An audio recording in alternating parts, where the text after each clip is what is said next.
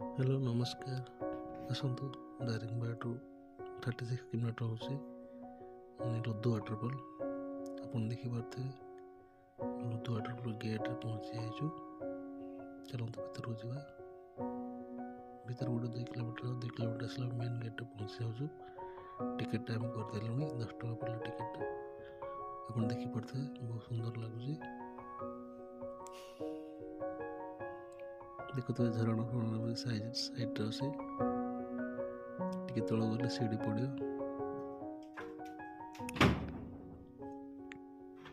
चल तलू जा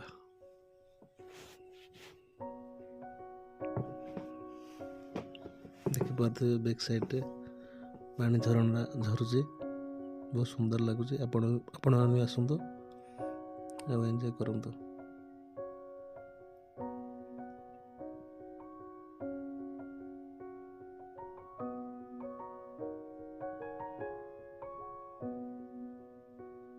देखो तो बैक साइड मैंने झरणार बहटा के सुंदर देखा जाए।